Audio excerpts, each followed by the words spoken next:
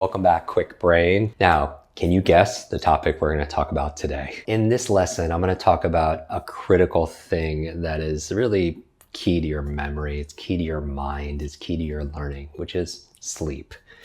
How you sleep matters, especially for your gray matter. And so put in the comments, how is your sleep in general? How is your sleep? Because you know when you don't get a good night's sleep, how are you performing the next day? How's your focus? How's your ability to concentrate? Probably not that good. It's compromised, right? What about your memory? What about your thinking ability, your ability to solve problems?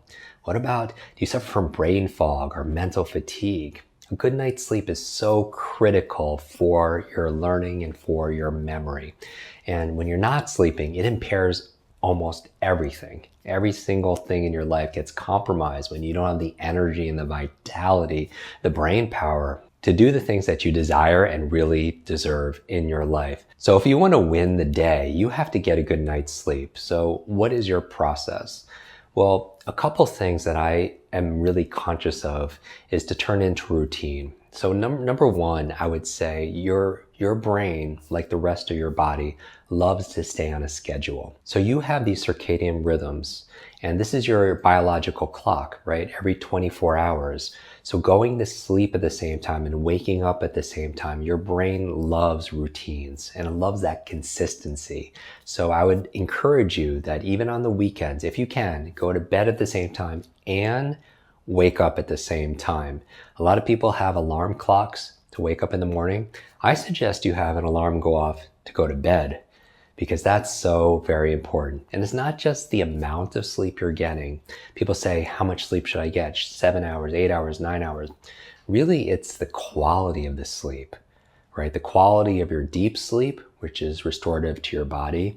The quality of your REM sleep, which is restorative to your mind also as well. Some people use sleep tracking devices, and we could talk about that a little bit in the comments about recommendations that we use and our community uses. But go to sleep at the same time. Now, the other thing is you have to be wary of caffeine. I know we have a number of coffee drinkers that are out there, and they say to stop drinking coffee or caffeinated drinks past 2 o'clock. Do not drink past 2 o'clock, because that could stay in your system for upwards of 8+ hours, and that could affect your sleep. Now, some people are immune to that, but everybody's a little bit bio-individual. Some people could have coffee in the evening and it won't affect them.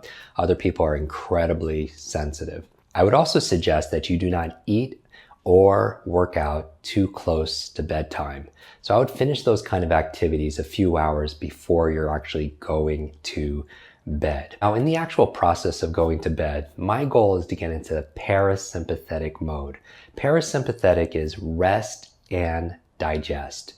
Rest and digest. This is your recovery, right? And one of the things I do is really manage my environment, because we know through memory training that whatever you're learning or the activity that you're doing gets linked often to the environment that you're in.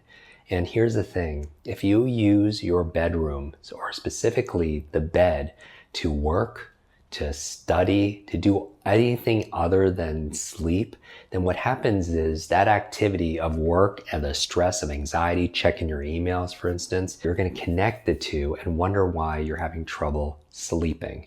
So I would reserve different places in your home for certain activities. It's not always going to be perfect, but the goal is progress. You do the best you can with what you have. And so dedicate that area specifically just for sleep.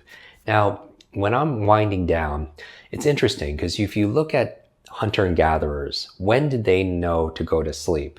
Because there will be a change of the environment. And usually two of the triggers I want to talk about are light and temperature.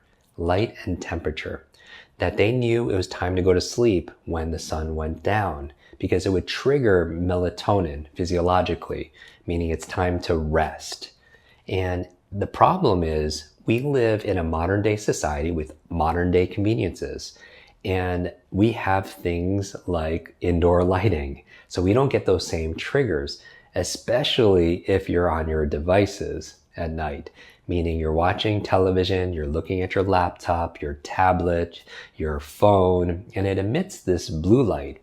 And the blue light fools your mind into thinking it's still daylight. And so you're not secreting the melatonin, which is your trigger to relax and go to sleep. And so what can you do? Well, ideally, you're not on your devices the last hour of the day. Ideally, if you have to be on it, that you are turning it into night mode, that you have some kind of app on your computer, or maybe you have blue blocking glasses that keep the blue light out of your eyes. And so that is one part of it, is the lighting. And ideally, when you're sleeping, you have those blackout curtains, because sometimes even a little bit of light can be disturbing.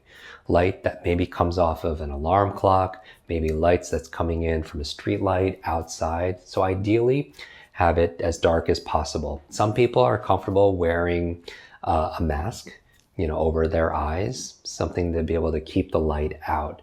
So just be conscious of how light can it affect your brain, meaning your eyes are the only part of your brain that you could see, right? And so keep the light ideally on low. Some people actually have different tinted light bulbs that they use when they go to sleep. Whatever works for you, find always what works best for you. Now, also, in addition to light, you have temperature. As a hunter-gatherer, you knew it was time to sleep, not only because the light went down, but the temperature dropped. And that temperature drop also, physiologically, your body reacts by creating that melatonin and saying, hey, it's time to relax and go to sleep. Yet again, with modern day conveniences, not only do we have light control, but we have temperature control.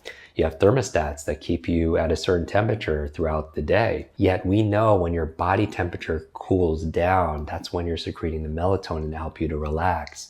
So how can you enable to do that? Well, one of the things I sometimes do is take a warm bath or a warm shower, because when I come out of it, my body temperature starts dropping, and then I know it's time to go to sleep. Some people will take a bath and they'll use Epsom salt, which helps you to relax. The magnesium in the salts help you to relax, and they're taking a warm bath and they come out and their core body temperature drops, which is a signal to be able to go to sleep. Some people, what you'll do, and I do myself, is turn down the thermostat in the bedroom at nighttime.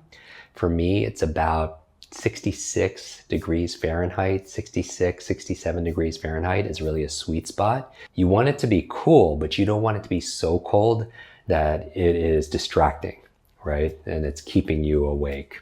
Some people use devices. They have a mattress pad that helps to chill and reduce the temperature also as well. There are all kinds of ways to be able to do that. Some people use masks on their head that also cools them down.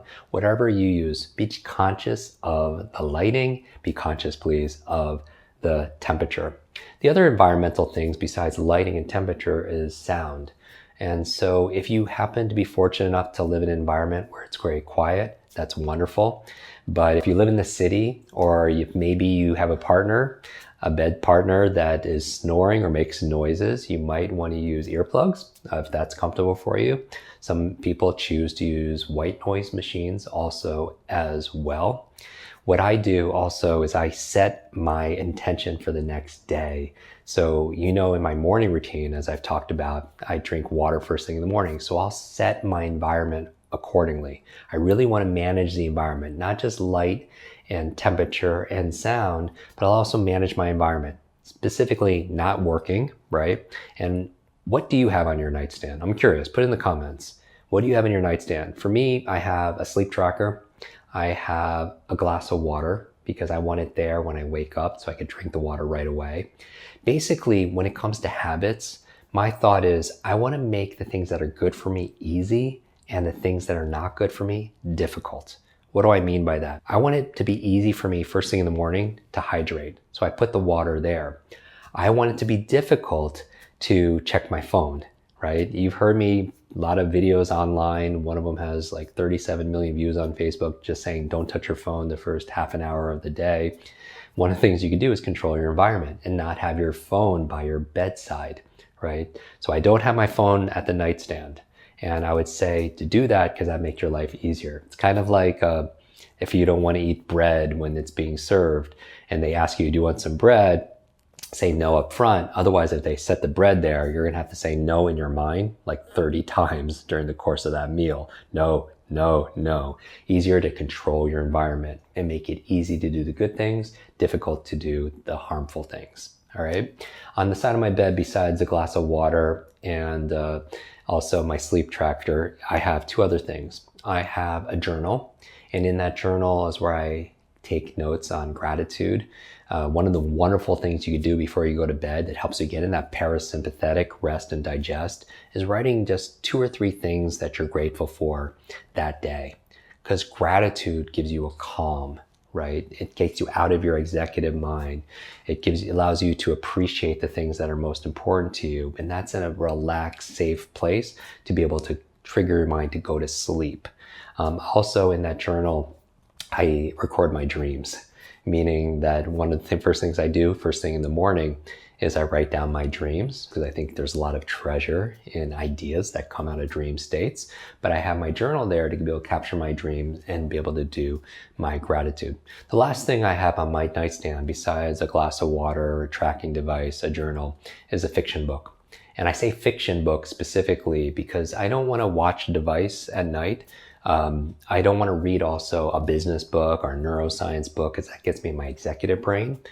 I love fiction reading at night. I absolutely love it because, remember, leaders are readers. I used to read nonfiction books all the time because I just want to level up and get better, right? But when I started reading fiction reading, I started to see also these studies saying that reading fiction actually boosts your EQ.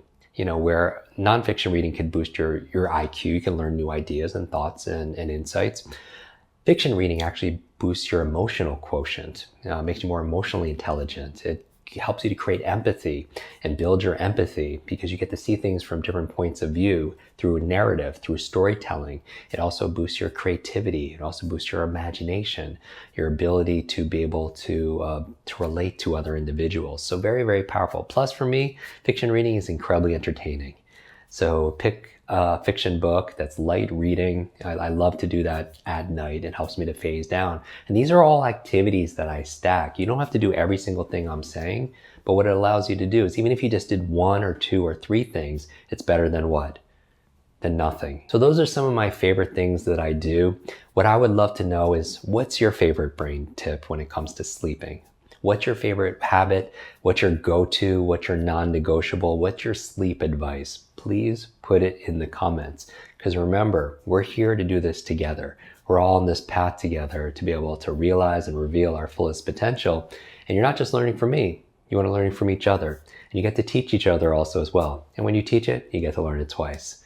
All right, fantastic. So that's your homework. Get a good night's sleep today and tomorrow and teach these strategies to other individuals. Let me know what works for you and let me know your sleep advice. Is there a certain supplement that you take that helps you to be able to sleep?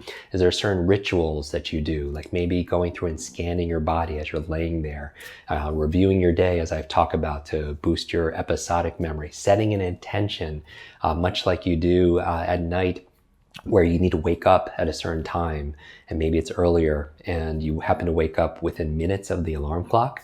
Well, that same power of your mind, what if you set an intention to wake up happy? You know, the power of your mind to be able to work on things while you're sleeping and in your dreams. You could also set that same intention, like you set the intention of waking up at a specific time and you end up doing it very close to that time. That's the power of your mind. So all these wonderful ideas, please share in the comments and I'll see you in our next lesson.